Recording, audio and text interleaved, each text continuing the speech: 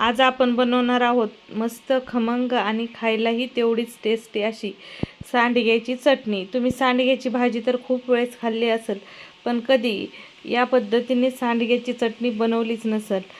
एक नंबर लागते। माझ्या घरी माझी आजी ही चटणी आवर्जून बनवायची आणि तुम्हाला ह्या चटणीची आज रेसिपी मी सांगणार आहे। एकदा का अशी सांडग्याची चटणी बनवली ना, सांडग्याच्या भाजीपेक्षा चटणीच बनवून खाल। नमस्कार मंडळी, मी वर्षा येवले माझ्या चॅनलवर तुमचं खूप मनापासून स्वागत करते। चला मग उशीर न करता आजच्या रेसिपीला सुरू करूया। गॅसवर तवा ठेवलेला आहे। तव्यावर चमचाभर तेल घालून घेतलेलं आहे। तेलामध्ये सगळ्यात पहिले सांडगे भाजून घ्यायचेत। आता घरी तुमच्या जे कोणते सांडगे तुम्ही बनवलेले आहेत ते सांडगे एक छोटीवाली वाटी किंवा मिडियम साईजची वाटी भरून हे सांडगे घ्या। तर छान लालसर रंगावर आपल्याला हे सांडगे भाजून घ्यायचे आहेत। तर इथं माझे जे सांडगे आहेत ते मिश्र डाळीचे आहेत। मटकी, मूग आणि चना डाळ म्हणजेच हरभऱ्याच्या डाळीचे मिक्स डाळी करून पीठ दळून आणून हे सांडगे बनवलेले आहेत। आता सांडगे बनवायचे ही दोन प्रकार असतात, भिजवलेल्या डाळीचे आणि डायरेक्ट पीठ दळून आणून त्याला भिजवून पीठ मळून त्याचे सांडगे बनवले जातात। आता हे भिजवलेल्या डाळीचे नाही आहेत, पीठ दळून आणून पीठ मळून बनवलेले आहेत। आता हे पीठ दळून आणताना थोडंसं ठोकरच दळून आणावं लागतं, तेव्हा हे सांडगे छान होतात। मस्त छान लालसर रंगावर आपले सांडगे भाजून तयार झालेले आहेत। बस एवढेच आपल्याला इथं हे सांडगे भाजून घ्यायचे आहेत। भाजलेले सांडगे एका ताटामध्ये किंवा एका वाटीमध्ये काढून घेऊयात।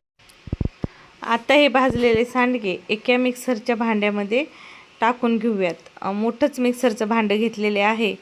सोबतच याच्यामध्ये मध्यम आकाराचे 2 कांदे लांबसर कट करून घालायचे। सोबतच याच्यामध्ये आपल्याला 10-15 लसणाच्या पाकळ्या घालायच्या आहेत। सोबतच तुम्हाला हवं असेल तर यात जिरे कोथिंबीर घातली तरी चालेल, पण आम्ही सांडग्यामध्ये भरपूर कोथिंबीर जिरे वगैरे घातलेले आहेत म्हणून इथं फक्त कांदा आणि लसूण घातलेला आहे। सोबतच लाल तिखट घातलं आहे आणि थोडंसं चवीनुसार मीठ घालायचं आहे। ऑलरेडी सांडग्यात बी मीठ घातलेलं असतं, ते लक्षात ठेवून इथं मीठ घालायचं आहे। आता हे या सर्व जिन्नस छान मिक्सरमध्ये फिरवायचे आहेत। एकदम बारीकसर नाही, थोड्याशा आबडधोबड फिरवायच्या। तुम्ही पाहू शकता कशा पद्धतीने मी इथं फिरून घेतलेले आहेत। तर आता हे तयार झालेली चटणी आपल्याला एका भांड्यामध्ये काढून घ्यायची। तर ही चटणी खायला खरंच खूप भारी लागते। वरण भातासोबत तोंडी लावण्यासाठी तर एक नंबर लागते। भाकरी, ज्वारीची भाकरी, बाजरीची भाकरी, चपाती किंवा पांढऱ्या भातात मिक्स करून खायला तर आणखीनच भारी लागते। तर आता याला आपल्याला गरम तेलाचा चटका द्यायचा आहे। तर जेवढा चरका चर्र बसल तेवढी ही चटणी खायला खूप भारी लागते।